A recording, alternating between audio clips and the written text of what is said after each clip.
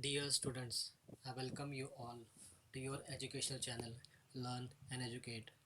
Let us continue with our educational law series, Code of Civil Procedure 1908.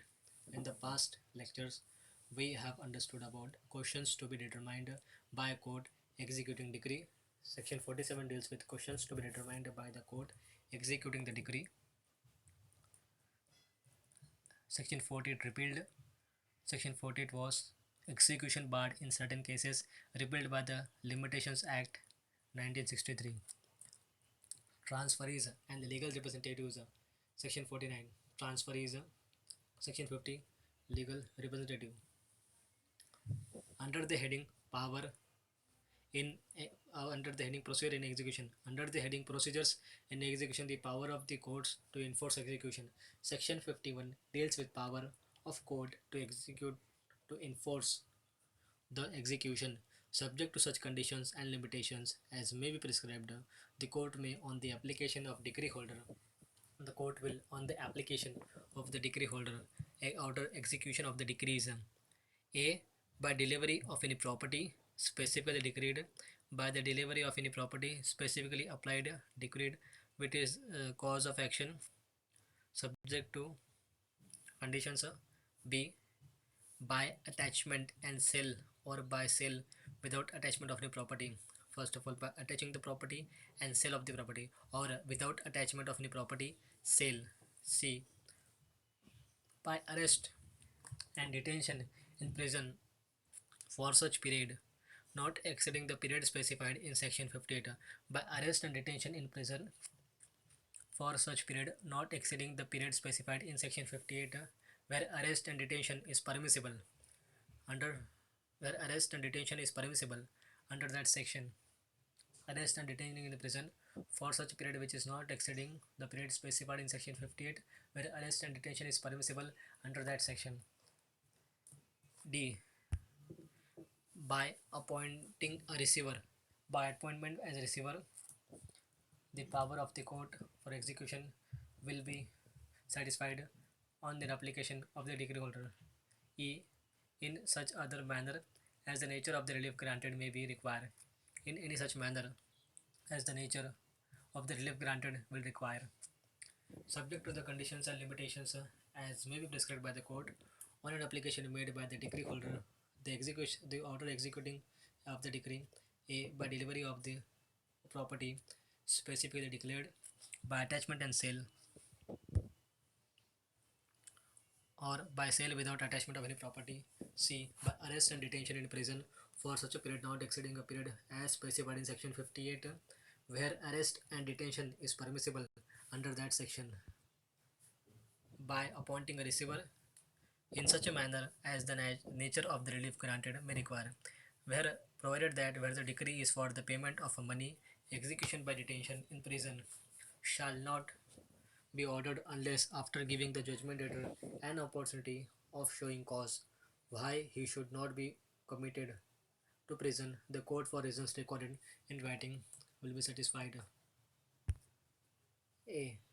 Under that proviso, when the court, for the reasons to be recorded in satisfied that A.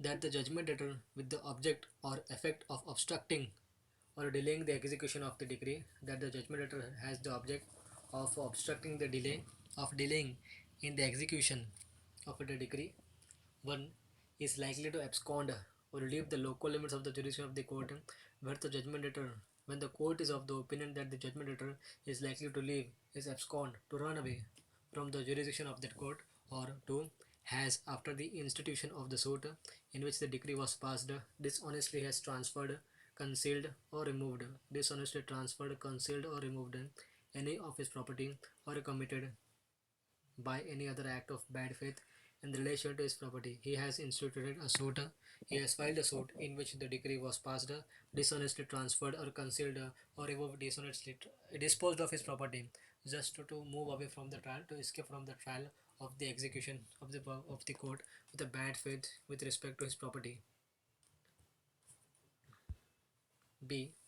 That the judgment letter has, since the date of the decree, the means to pay the amount of the decree or some substantial part of it and refuses or neglects has refused to pay the same. The judgment debtor has, since the date of decree, the means to pay the amount of the decree or any substantial part of it and refused or neglects as he has refused to pay the same. C. That the decree is for the sum for a sum for which the judgment debtor was bound in a fiduciary capacity to account, that the decree is for a sum of money which the judgment debtor was bound in a fiduciary capacity to pay, where the judgment debtor was in a fiduciary capacity to pay the amount to the account for the decree that much sum. Explanation.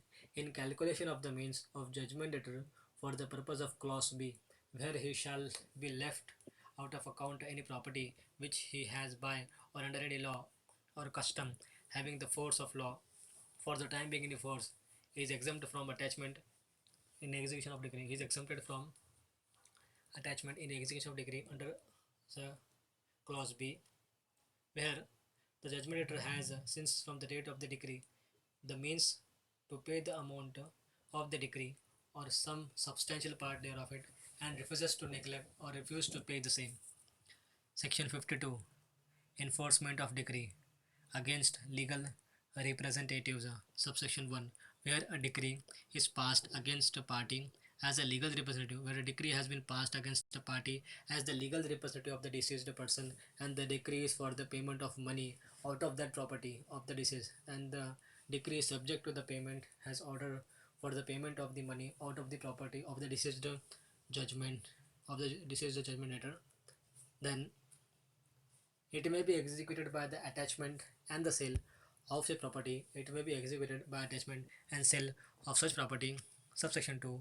Where no property remains in the possession of the judgment debtor and he fails to satisfy the court that he has duly applied such property of the deceased as is proved to have come into his possession, where the legal representative fails to satisfy the court that he has duly applied such property of the deceased as is proof to come into his possession, then the decree may be executed against the judgment debtor to the extent of the property in respect of which he fails.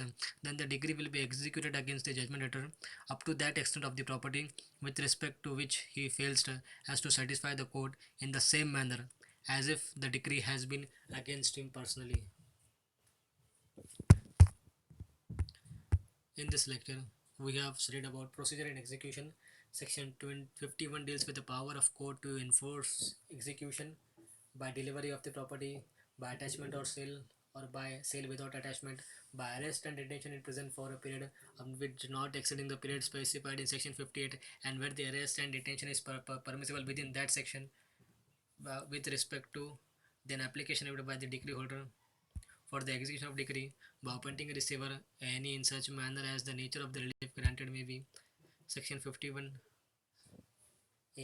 The judgment debtor with the objective of obstructing or delaying the execution of the decree is likely to abscond the local limits of the court who is passing on the decree or has filed the suit institution of a suit in which the decree was passed dishonestly transferred concealed removal of any of the property of the of bad faith.